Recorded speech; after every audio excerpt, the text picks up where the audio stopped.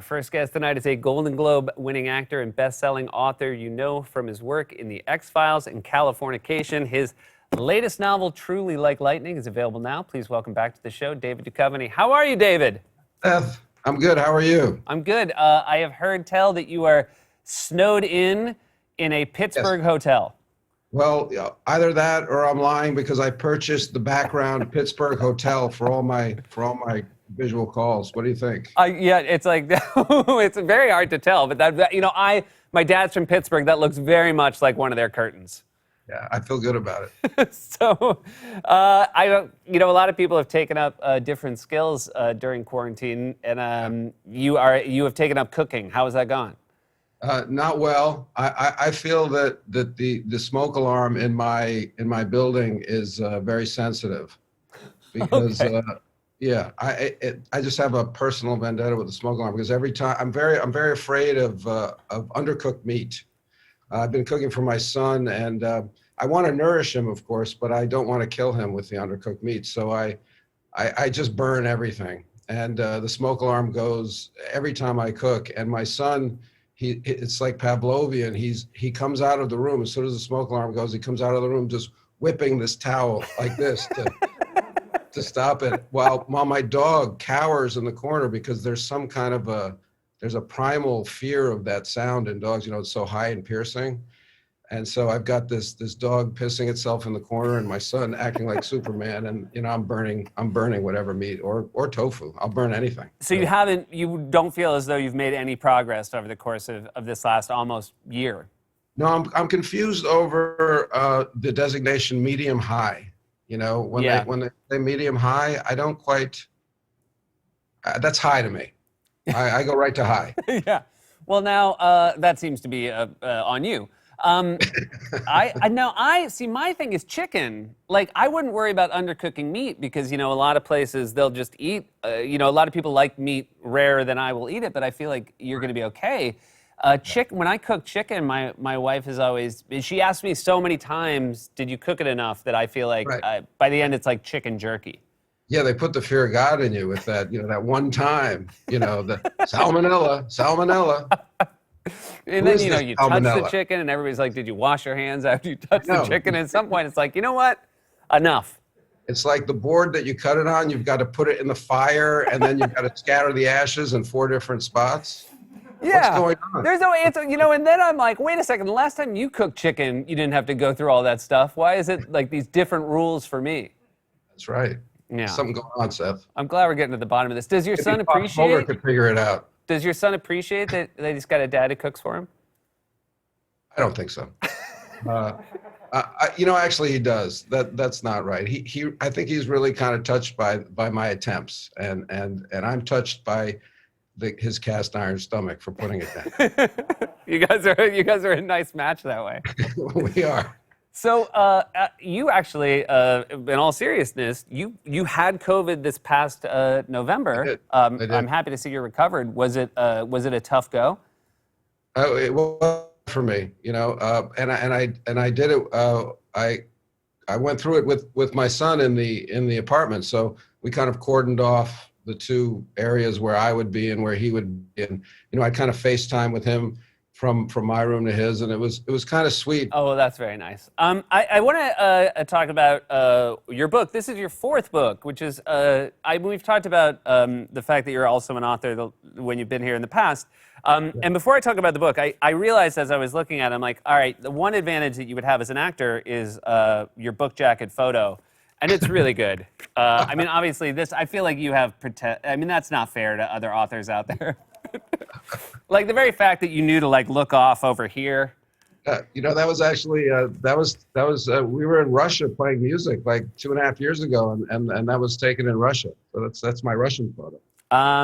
4 books. Do you like the process? When I write, I'm very happy when my writing is finished, and I look back at it fondly, but I will admit that in the moment, I do not like writing. Do you? I like having an idea that I'm trying to write. Like you, I don't. The process of writing is very difficult, but the end result, when you've crossed the finish line, or whatever, and you've written something, there's nothing quite like that sense of accomplishment, at least for me, because it just feels completely organic to yourself. You know, it's just something that happened between you and the page or the computer or whatever. So I know that that's kind of out there if I can get there, but you know, the process of doing it is really just a daily battle with, you know, failure basically, and frustration. You know? And this was an idea that you had. The seeds of this idea were planted years ago when you were writing an X-Files script, correct? Yeah, yeah. I kind of based the character on a Mormon forger, a guy who forged scandalous Mormon documents, knowing that the church would then buy it up to suppress them. He had this amazing gig going for a while, and I kind of read a little about Mormonism at that point, and then I created this Hollywood stuntman who retires and goes into the desert to raise his family. He converts to Mormonism and he raises his family totally off the grid. And for some reason, which you learn when you read the book, he has to send 3 of his kids back into high school in Rancho Cucamonga in order to like apply himself to the law. And then it becomes this amazing story. If you can imagine, like 3 kids who have been raised, they've never met another human being. They've never seen a cell phone. They've never seen a TV. And now they're in, you know, suburban Southern California.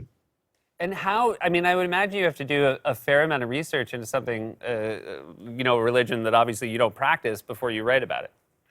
Well, yeah, and I'm really lazy, Seth. So you know, research is not my bag, you know. So I was like, I just like to get down and start writing.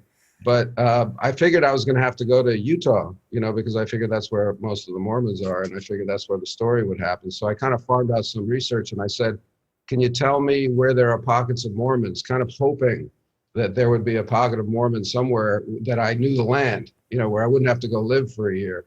And lo and behold, it turns out that Mormons founded San Bernardino. And I had no idea. So all of a sudden, I could write an LA story, and I could put like a bit of a spoof of Hollywood in the middle of this book, which is what I do. So I was like, oh, I don't have to travel anywhere. I can write this book just sitting on my ass in my trailer in Malibu. Oh, I'm glad that the lazier option presented itself to you. Sometimes, you know, laziness can be the mother of invention. I'm not sure that's how the saying goes, but it can be true. You another thing you mentioned that it's a Hollywood story as well, and the stuntman who's sort of the main character. Is he like stuntmen that you've worked with in the past? Have you had close relationships with stuntmen over the years? I feel like you're really digging in there. You seem like a guy who would fall for stuntmen. They're very macho. Yeah, I mean, it's just a world that I knew, obviously, just the world of making movies or television or Hollywood. And I kind of was able, because of, and I understood kind of I guess really what it is, Seth, was like the athleticism of it. You know, I loved playing sports when I was younger, and there's a certain kind of professional athleticism to being a stuntman that it's tougher to get older. You know, it's tougher when you can't play ball like you used to. So I understood his kind of searching at a certain point in his life for that immediacy of physical contact and risk. And now this has actually been an option to be a television show. You were going to play this main character, but you were not going to adapt your own work. Is that correct? No. Why were you hesitant? Because obviously you've written television and you wrote the book that this television will be based on. It's almost like, hey, loved the monologue, Seth. Could you sing it now? Could you sing it for us? Oh my God, I'm so glad someone finally asked.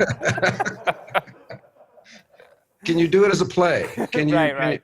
Can you build a building that looks a little like your monologue? You know, it's just the idea of, and also because I love collaboration. I have no interest in just filming the book. The book is written. The book is what it is. I would like to make something new, and that happens with collaboration. That's really exciting. I've also heard that you are. I feel like we're all having a different reaction to this new political moment we're living in. You know, mine is a relief, but you're missing. Are you missing it a little bit?